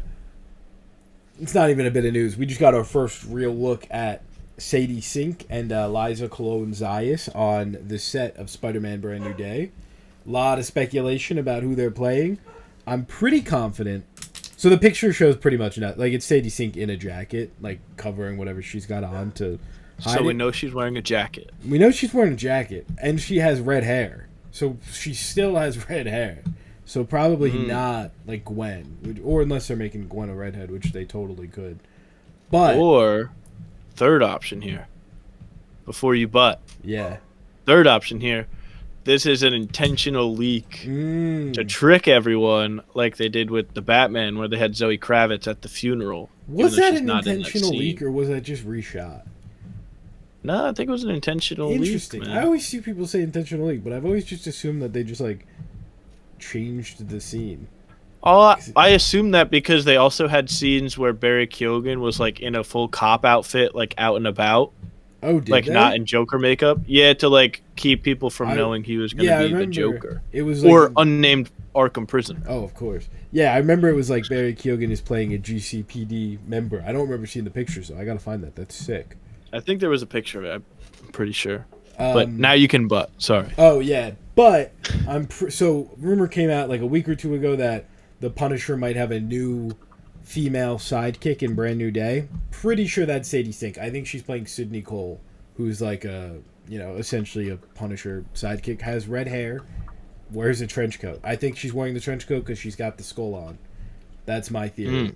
I don't know if it's true, but I don't know who else she would be at this point. Firestar, maybe. I think she could be. And that would make sense why they're hiding her outfit more. Because on the bottom of her, you could see like a little bit of the leg under her trench coat, and it does kind of look Firestar-y. So maybe, but I'm putting all my eggs in the Sydney Cole basket. Some people think Doc Ock. I don't think that at all. I think that's not happening. That would be awesome if she was, though. It would be pretty funny. Or have her be like Beast from the X-Men. Everyone's like, she's going to be Jean Grey. Nah, bro, she's Beast. Really, I still think there's like a 1% chance she's Jean Grey. Like the littlest I could shot. see it. I feel I could totally see them doing a thing where she's introduced as one character, and then at the end she's like, I have to tell you, do the MJ thing again. At the end of the movie, it's like, oh, I have to tell you my real name, Jean Grey. Yeah. Oh, my middle name's Robin. Oh, I like that name. You should use that one. Yeah, exactly. Is that what it was? Was it his middle name was Robin, or was his real name Robin? Oh, his real... No, he went... His real name's Robin. He went by his middle name, which was something else. Right. And then She's like, I like Robin. All right. That is awesome. The funniest thing anyone's ever done. Yeah. Anyway, we can move on to the Black Phone too. That was a lot of yap. Alrighty. Oh, speaking of Robin, had no idea he had a brother after watching the first Black Oh. Phone. Oh, is that meant? Yeah, I was gonna. I meant to watch the first one, but I didn't get around to it because there was so much Pokemon. But is it mentioned that he has a brother or no? Not that I picked up on, because Okay. when his brother's introduced in 2, I'm like, oh, I guess he has a brother now. Yeah, I mean, I maybe like he that like choice. mentioned it and I just didn't pick up on it. But Fair. I think it's a fun choice to do that, to recast him as his brother. I like that. yeah. Also, before I read off this synopsis, what do you think that it's not called The Black Phone 2 and it's just called Black Phone 2? Oh. Because the first one is The Black Phone and then it's Black Phone 2. Yeah, I didn't really They think dropped about that. the on the That's sequel. interesting. I wonder why. Probably because everyone I just don't- called it Black Phone Yeah, anyway. that's true. I don't have any strong feelings one way or the I other. didn't think you would. I got it. Oh yeah. Also, I found this out the other day. Madeline McGraw, her sister, I believe, is in the Megan movie. She's Mithrigan. Yeah. Or is she Mithrigan's friend? Oh. Or wait. I think she's Now this is telling me Madeline McGraw is in Megan. Oh yeah, Violet McGraw. I thought it was her sister. Is Yeah, Violet McGraw. the girl in Mithrigan, not Mithrigan. Katie. But Yeah. is Madeline McGraw is in Megan also. Oh yeah. And No way. oh man, what was I gonna say? And she's Madeline McGraw's also the voice of Bonnie in Toy Story. No way. I thought you were gonna say Bonnie in Five Nights at Freddy's. Oh my God, no, that's Megan Fox. Oh, true. Well, that's Oh, wait, Toy no, Bonnie. That's Toy Chica. She's Toy Chica. Okay. Also, Madeline McGraw was in Ant-Man. Yeah, I think she's young Wasp. Young Hope. Yeah, young Evangel. Yeah, young Hope. I couldn't think of Hope for some reason. Anyway, synopsis. You have the synopsis. Yeah, synopsis here. Bad dreams haunt 15-year-old Gwen as she receives calls from the Black Phone and sees disturbing visions of 3 boys being stalked at a winter camp. Accompanied by her brother Finn, they head to the camp to solve the mystery, only to confront the Grabber, a killer who's grown even more powerful in death. Hell yeah. So, pretty fun twist on the original one. I do like... One of my takeaways when I saw the first one that morning was like, wow, I really liked Madeline McGraw's performance. Like, she was really good in that. I'm glad that it seems like she's more of the main character in the sequel, which she totally is. Like, Finn's more of a side character in 2. Definitely. And it's really fun. All the dream sequences in it are really, really fun. I love the way they look. That might be my favorite thing about the movie. Yeah. It's just the visuals of the dream. The grainy. I think they shot them all on 15 8 or something? millimeter. 8 millimeter. Yeah. It looks beautiful. It's so cool. I want to do like a deep dive on how different movies portray like the visuals of dreams. I think that would be a fun thing. I want to do that at some point. That'd be 'Cause, fun. like, I think that's so interesting, and this might be like my favorite in a while that I could think of off the top of my head. I just love the way they look, and I love the way the whole movie looks. The snow, the camp, blood on snow is just an all-timer horror thing. It just pops so well, and yeah, I really like this. I'm getting a little ahead. I really like the movie. I should start there Yeah. quite a bit. Yeah, I liked it a lot too, man. I think Ethan Hawke is still fun as the Grabber. He's really ice good. skating around He is. without He's having- ice skates. It's just like Yeah. frozen feet. He's having the time of his life. Yeah, when this movie was announced, like, I don't know, 2 years ago now, it was very much like, what are they doing? Like, this is such a cash grab. Like, how could you even do this? This is the best possible scenario of this movie. I think it's such a good idea. And so a lot of people have, like, complained about how it's not, like, grounded like the first one and how Ethan Hawke is back even though he died. It's not... Like, it's supernatural from the start. Like, he says in the movie, death is just a word. You know that more than anybody. Like, that's the whole point, is that, like, these people died, but they're able to stick around and help. And using Gwen's powers, she even has the powers in the first one. Like, she has superpowers, pretty much. So, like, I think it totally works. And I think it's the best way to do this. And I don't know if they could do more from here, but I wouldn't mind if they just did one of these every couple of years. I really like Well, all of it. I think this one seems to be making pretty good money, so I'm sure that they're gonna announce the Black Phone 3. Oh, maybe they bring the That's back for this one. Or maybe they just drop Black and it's just Phone 3. They just drop a word every time, and then the fourth one is just called 4, and then that's the last one. Until the fifth one comes out, that's just untitled. Oh yeah, it's just That's how you do it. Movie. But yeah, I enjoyed it a lot. I was unsure, especially after I watched the first one. I was like, yeah, I don't know. A sequel to this seems kind of difficult to pull off in a way that's like not just like, oh, he's back from the dead. Yeah. And they were able to do that, but in a way that made sense in the universe that they had set up. But yeah, I enjoyed it a lot, man. It was good. Yeah, me too. A couple times where I was like, damn, I'm getting close to tears here, man, at the Black Phone 2. Yeah, I did cry a little bit, and there was a couple jump scares that had me so good. I don't know how much we could say without going into spoilers. Should we just kind of move into spoilers already? Let's move into it, man. It's a good movie. Go see it if you haven't. Highly recommend.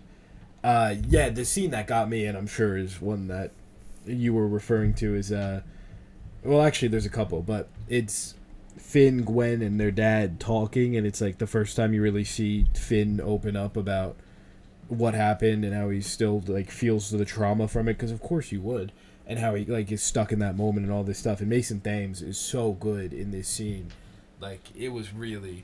Is that what you were referring to that almost got you, or is it a different one? Yeah, that one almost got me. Well, there's two scenes that like almost got me, where I was like, wow, this is really emotional. But this one was where I fully decided I'm not a Mason Thames hater anymore. Nice. Good. Good.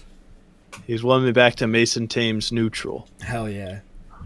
There was... The other scene that actually got me really bad was... Well, the end is pretty emotional, but there's a scene of... I forget his name. The camp counselor, and he's calling like this family to let them know that they finally found the body of the kid. That got me. That really hit. I like that. Well, that leads into the very last scene. Yeah. Really Mando. Yeah, no one dies in this movie, which I think is really interesting. Yeah, I didn't like that. I wanted the Bible thumper lady to bite it. They were the most clear, like from the second they popped up, I'm like, oh, they're the two that they're gonna kill off. Like, no one else. Yeah. I thought the dad at one point maybe, but like no one dies, and I don't love that. I don't love that choice. I mean, the kids die, but it's like a flashback. They already were dead. Yeah, they were already dead, so it doesn't really like do much. But like, yeah, I just thought that was really interesting to like a horror movie that doesn't, like a slasher horror movie that doesn't actually kill anybody. I guess it's not that. And also isn't really that scary. Like, it has a couple moments of like jump scares and stuff. Yeah. Like, I think the two moments that were like, when I was watching, I was like, whoa, like that was kind of spooky. Was when she's looking around under the bed and stuff. That jump scare got me. Full body jump, like that was. And I was covering my ears too. It still got me. But also the scene where like the dead kids are like going into the cabin in her dream, and the one kid who has his face split in half, like the window closes on it, and his face is just like moving around on both sides of the window. Yeah, that was pretty gnarly stuff. The sound is like it's like a fish flopping out of water. It was. Yeah, I almost wanted like more of that a little bit. Yeah, I totally agree, which is insane because it's like, you know, gruesome and horrific. Yeah. But like it's kind of I almost wanted to see more of that kid's half cut off face flopping around as he's desperate for air. Yeah, exactly. Not that specifically, but yeah, I can't believe the Bible lady didn't get got at the very least. I was kind of, you know, fully expecting it, and she was really annoying. So yeah, I thought they were gonna kill Mando off because I was like, oh, this guy's like the most sympathetic character you could have. Like, he's gonna die for sure. Yeah, I was pretty shocked. I guess I was more shocked he didn't die than I would be if he did die, which might count for something. But yeah, I thought he fully died. Like, and then they go to him, and it's like, oh, he's actually fine. I really liked the dad character in this movie, which, you know, he's the worst in the first movie, obviously. Yeah. And I don't know. I liked him a lot in this. He's sober now, which is a big element of his Yeah. character, and I like how they kind of fake you out at one point. Like the kids leave, he's home alone, he's watching TV, and there's like a beer commercial that comes on, and he makes a phone call and he's like, "Hey, I need a favor," and it was set up in a way to make you think that maybe he was like going to relapse, but he gets a plow, goes out, and he gets the kids, and that scene of him like, abusing his kids in the first movie is like one of the most like one of the scenes in that movie that has stuck with me the most, and is just deeply upsetting. And in this movie, he's trying, and I think, I don't know, it's interesting. I think it's an interesting approach. Yeah. Yeah, they really focused on the dad a lot, I feel like. Also, yeah, that scene where he's like hitting Gwen. what's her name? Gwen with the belt. Yeah. That was like the scene that like kind of stuck with me. That was where I was like, wow, Madeline McGraw's like crazy good in this. Yeah. Yeah, it's a lot. And that's a scene that'll like stick with you, man. Absolutely. It's like the scene from that movie that I remember the most, I feel like. Yeah. It's brutal. And then yeah, but I'm curious your thoughts on the it's not necessarily a retcon, but the reveal, I guess, that the grabber actually killed their mom. Yeah. I liked it. I didn't it definitely I don't know, felt, it feels Yeah. like a retcon for sure. But Yeah. I'm cool with it. I think it makes... I like the idea that someone figured it out. Like you said earlier, like, it's... First off, it's obvious. Second, she has, like, superpowers. Like, I think it connects pretty well. Yeah. Yeah, I'm kind of torn on it because I do kind of like that reveal, and that it's like, oh, the dad was like blaming himself, so now like he can like let that go, which is gonna make it easier for him to kind of move on. Definitely. Not move on, but like continue Definitely. to stay sober and stuff like that, because he's gonna stop blaming himself for that. Yeah, and same with Gwen, who's like, scared of becoming her mom, who went crazy. And yeah, but also I feel like that was such like, in the first one I really liked that it was like your mom went like crazy from this, and in this one when she's like, I'm cursed, like this is like horrifying, like her having to kind of deal with that, like my mom had these horrifying visions and now it's like I have these visions, but like maybe it's not a curse. I like that more than being like, no, it actually is just a superpower all the time. Yeah, no, that's fair. I the line at the end where the mom's like, no, it's not a curse. Totally, it's a curse. This sucks. This is like, this is not a good thing. Like, I was like, that's okay. like, if you had to like describe a curse, you'd be like, well, I have constant dreams of like dead children coming to me in a dream being like, save me or they'll kill you. Exactly. That's like a curse. That's what it's in the dictionary for curse. Yeah, that sucks, dude. That's horrible. That is, I could totally see a world where they make more of these, but like not with Ethan Hawke, and they kind of do that where like it's a grabberless thing, but I don't know if that works. I don't know if that's like what people want. Like, I don't know. I think, I also totally think you could do the grabber did another bad thing in another place and it's coming back. Like, I think that works. I'm down to keep doing that. It's like, oh, grabbers through different timelines. Exactly. He went to college and he did some bad things in college, and now it's like they go over there and it's like, oh, the grabber has power here. He's back. And they just keep. Well, doing I'm that. excited for when Mason Thames is like older, like he's Ethan Hawke's age, and they make the legacy sequel to this where it's like the Black Phone 2 like return call or whatever. That's so and it's true. Like, and he's the grabber now. That's the big reveal. God. He has a kid. Yeah. He was so obsessed with it that he's the grabber. That's so true, and his kid has to team up with Gwen, who hasn't talked to Finn in years, and they have to team up and take him down. Well, I was thinking of it because I was thinking about this before I went to see Black Phone 2. I was like, this feels like, now that they've got the second one, and like maybe if they make a third, like that it's going to get like a legacy sequel in like 40 years or whatever. And like, it'll just be like whatever one of them is like not successful is going to be the one that's back in it, and then the other one won't be in it. Yeah. Absolutely. Like if Mason Thames goes on to have like a good career, because I know he's talked about like he's like, I want to play Nightwing. Like if he plays Nightwing and then has like an awesome career, like he just doesn't come back, and then it's like, oh, Gwen actually did go crazy and now she's Lady Grabber. Yeah, totally. I can totally see that happening. It's absolutely getting a legacy sequel. There's no doubt at this point. Oh, that's really. But it's funny. like it's so obvious. Like I was watching, and I was like, this feels like something that like they made just so they can make a legacy sequel of it, like 30 years later. I don't know why. So inevitable. That would be a fun draft one day. Like recent movies that are so getting legacy sequels. Yeah, yeah. I like that a lot. I like that as well. We should do that. Damn. That's fun. But yeah, the Grabber, I mean, in terms of like recent horror icons, it's like he's up there with like, I mean, Art the Clown is clearly the biggest one of like, you know, the past decade or two, whatever you want to call it. But I think the Grabber's probably the second. Like I think he's, I'm trying to think if I agree with that. I don't know if you can count Freddy Fazbear because he was already around. I mean, the Grabber was in a book and everything, but like this is a very different. But Art the Clown is number one when it comes to like. When did the first? Well, Saw came out less than 20 years ago. That's true. Or just over 20 years ago, 2004. So, Jigsaw might be up there. Jigsaw's definitely up there, higher than. He's definitely up there higher than Grabber. Maybe last 10 years, I should say. Maybe like 2010. Yeah. On it's like Art the Clown. I mean, Sam from Trick or Treat, I would argue. But he's not like a household name. Like, you know, you go to Spirit Halloween, you see a lot of Sam stuff. Yeah. But he's not. Art the Clown, I guess, not a household either, but I feel like he has. Like, I feel like normal people know about Art the Clown more. Yeah. I think Art the Clown is more known than the Grabber. They are both in Fortnite. That's though, true. They right? are both in Fortnite. That's true. Not Sam, though. So. He's in Call of Duty. Mm. Jigsaw also in Fortnite. And Call of Duty. Wow.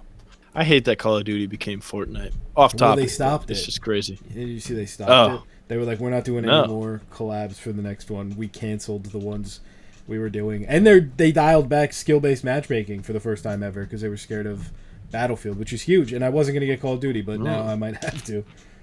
Yeah, you just sold me, competition. Maybe. I know. I'm like, I might be down. All right. Yeah, I don't know. What do you think about this movie? Does feel like very Christian. Obviously, like at the youth camp, but then also the fact that it's like it's not a curse. I'm in heaven now. Yeah. I mean, it was in the first one also because she's constantly praying. Yeah. The best line in the first movie is when she's like, "Jesus, what the fuck?" I prayed to you, and you didn't give me a dream. Yeah, she was like, "Jesus." She's praying to Jesus, and the kid's like, "That's hot." Yeah, I was like, "What?" That was really funny. She's like, "What?" That was a really good bit though, where he's like, "Oh, I think you're hot," and then Finn's like, "What about me? You think I'm hot?" Yeah.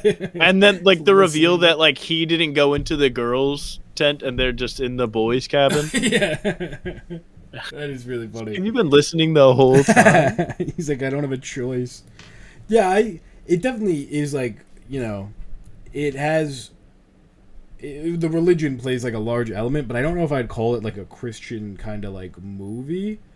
Like it feels it like it's definitely, I don't know, like I'm trying to, Heretic I guess is like the closest thing where it's like a religious movie, but I don't feel like it's like preaching, I guess is what I'm trying to.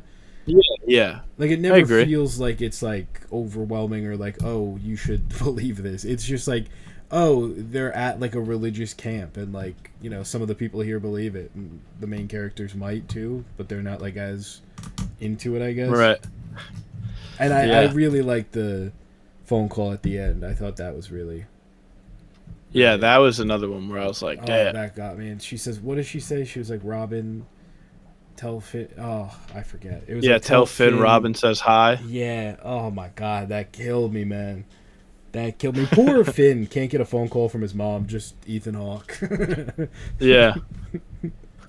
Yeah, and other random people in the beginning of the movie, because he answers the phone like 2 or 3 times. He's like, I can't help you, and just hangs up. Yeah. Yeah. So, like, our kid's still calling him, like, Finn, find me, bro. I'm dead. Yeah, please. He's like, nah, man, I'm retired. Yeah. Craziest bit of the movie, I thought. Well, not really, but Gwen's having a dream early on, and, like, Finn follows her, and they're in the basement from the first movie. Like, he's going in there. I'd be like, you're on your own, brother. I'm not going into that basement.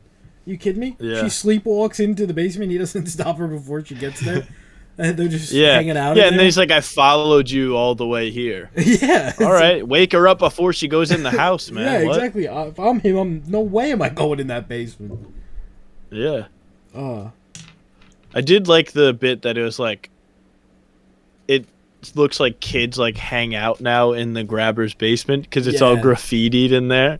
that is fun, and it's what would happen. I'm sure. Yeah. That's the. Oh, you want to hang out at the dead pedophile serial killer, like, basement? Where he, like, tortured and killed kids? Yeah, bro, that sounds sick.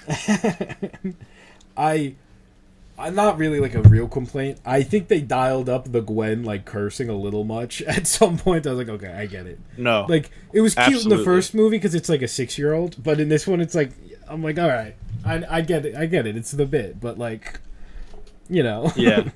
There's, like, too many scenes of her being like, fuck you, you Yeah. fucking fuck. exactly. You fucking bagging of fucking like just everything. That Yeah. was a little much, but not like a real complaint, just kind of a little much. I thought. Yeah. I loved. No, I definitely did notice that, though. Yeah. I was like, all right, we get it. Loved how they defeat the grabber. I was like, I don't know if all these rules really make sense for what we've set up, but I'm riding with it. I'm cool with it. Yeah. I thought it was great when Finn like grabs him and is like figuring out where he is, and he crawls up and he's like, "I'm not scared of you anymore," and just beats his head in. That was awesome. And then my favorite thing in like this stuff is like the kids getting their revenge. Like that's just it's so tragic, but like I don't know that was them floating down in the river, and it's it's cool. I wonder if we get Grabber in hell in one of the movies if they keep doing these. I was like, I Black kind of Phone want to 3 see. is the grabber breaking out of hell. Yeah, I was kind of like, I want to see what hell is like in this world. You know, it's like. Well, he said hell is ice. It's not exactly. fire, It's not so maybe he burning. was there. Right? Yeah, exactly. And I don't know like how literal he was getting with it, like, but I like the idea Yeah. of like he's really, they're doing hell. I like when horror movies do hell. Like I think the next Terrifier's. Oh well, I don't want to say. Never mind. You'll never know what I was gonna say. Luckily, I stopped. Yeah, I just in wonder what you time. were setting up there.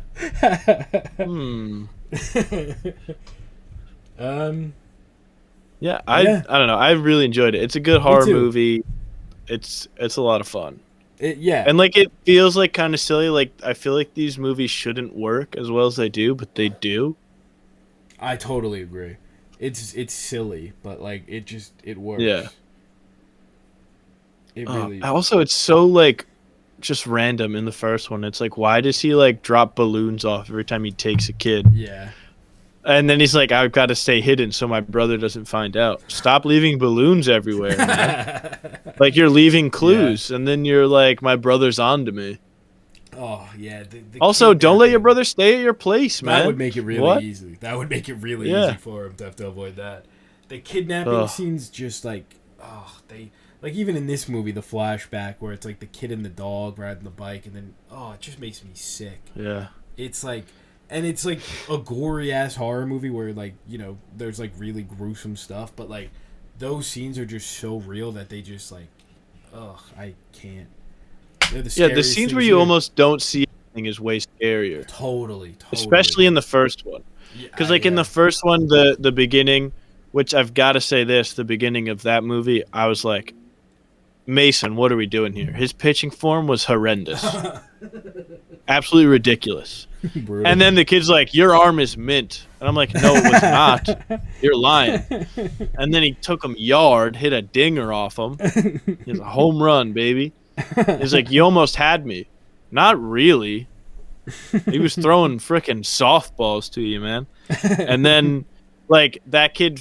Also, I love that, like, that kid in the beginning, I don't remember his name. Maybe it was Bruce or whatever, but he's, like, the coolest guy. Like, he walks don't by and, like, remember two him. girls walk by and they're like, oh, my God, Bruce. And he's like, yeah, what's up? And he's just riding his bike. And then, like, you see the van pull up behind him, and it just fades to black, and then the credits start playing. And you get, like, the, like, clips of, like, newspapers and stuff, and it's like, The Grabber strikes again. Also, not a great name, I gotta say. The Grabber is a it's funny not. name. Yeah, But it works. That's fair. I I think it's so funny that the Grabbers become like this horror icon. Like I thought it was funny. Like 2 years ago now, he was at Halloween Horror Nights, and it's like him, like Mathregan, all these like characters, but it's like this guy just kidnaps kids. Like it's like he's just kidnapping and like brutally murdering kids. It's like up until this one, he just was a pedophile guy. Yeah, exactly. He's just... who wore a funny mask. Yeah. Oh, big fan of how the mask changes from smiling and frowning in this one. Really like that. Like when like they actually have him, it goes to just a giant frown. Oh, I liked Gwen like getting dream powers, and then they never really did that again. I guess because then from that point on, he was in the physical world because they were like, what is it? He says something like, "Oh, I can like appear in the real world when like I have to if you're like going after my power or something." I think is what it was. Yeah.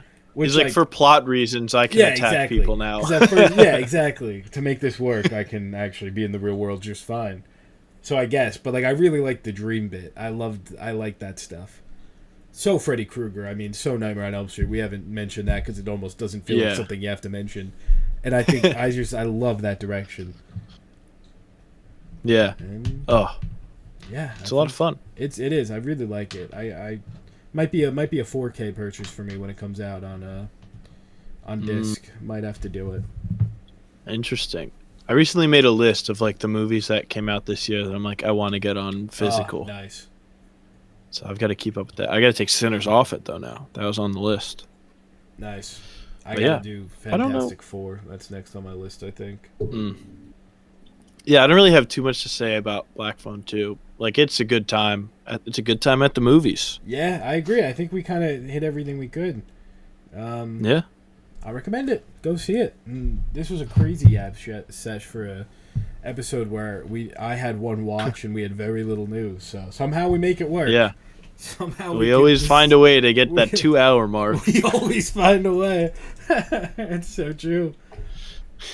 But yeah. Yeah, I think that's about it for us today. Thank you guys for hanging out.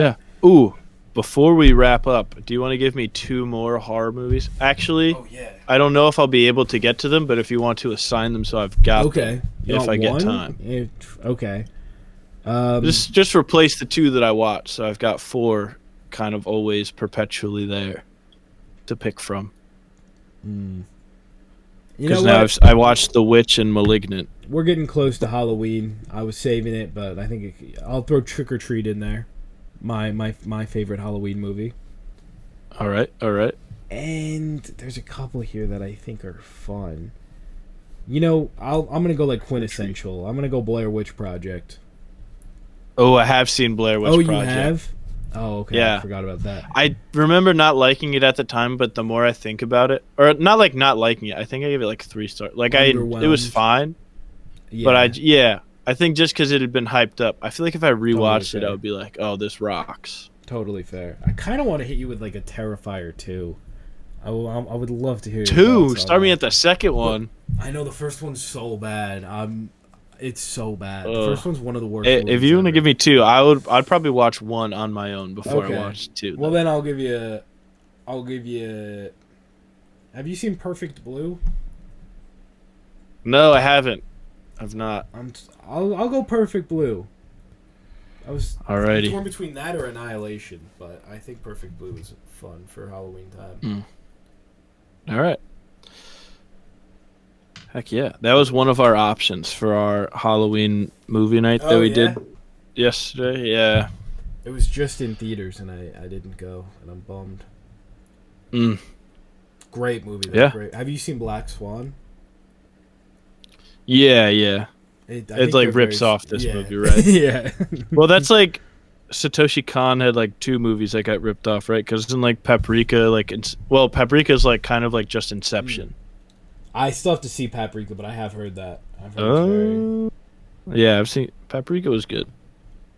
All right, so Perfect Blue and Trick or Treat have been added to the list. Heck yeah. Brian Cox from Succession is in this? Oh, fuck yeah. Oh, yeah, and you're going to watch Your Friendly Neighborhood Spider-Man Season 2 because it's like Succession. That's such a crazy thing to say. Yeah, wild report to put out there that the dynamics are like Succession. What does that mean? There's no way it is. I'll tell you that. There's no way. There's no way that they're gonna have Norman Osborn or Harry Osborn sitting at the table being like, His Majesty, or the King of Leafy Greens, His Majesty the Spinach. I don't think that's happening. Succession. You do, man. It's a good show. I watched 3 seasons in a week, and then I got to like the last 3, and I'm like, oh, I don't want this to end, so I just won't finish it. Oh, it's the worst thing. But the thing is, if it ends, you can just restart it. I know it's the worst thing I do. It's one of the worst things I do for sure. Right, well, it's so funny though, because you're like, I'll watch all of it up until the end and won't finish it, and I'm like, I'll watch the first 2 episodes and that's it. If we combined, we could watch a whole show. We would be unstoppable. All right, thank you everybody for hanging out. We appreciate you. Next week will be Springsteen, Regretting You. What's the third? Shelby Oaks, hopefully. Whatever we get to out of those 3. I'd say Springsteen, maybe the main one. Would you agree? Probably. Shelby Oaks? Whatever. Springsteen's probably the biggest movie next week, I'd say. Nice. Cool. Yeah, so we'll see. Yeah, Springsteen. We'll Springsteen it up next week. Thank you guys for hanging out. We appreciate you as always. Be sure to like, comment, subscribe, follow, whatever you want to do. Or don't. I get it. Or no, you should. I guess I shouldn't say that. Please do, actually. And we'll see you guys next week. Goodbye. Adios.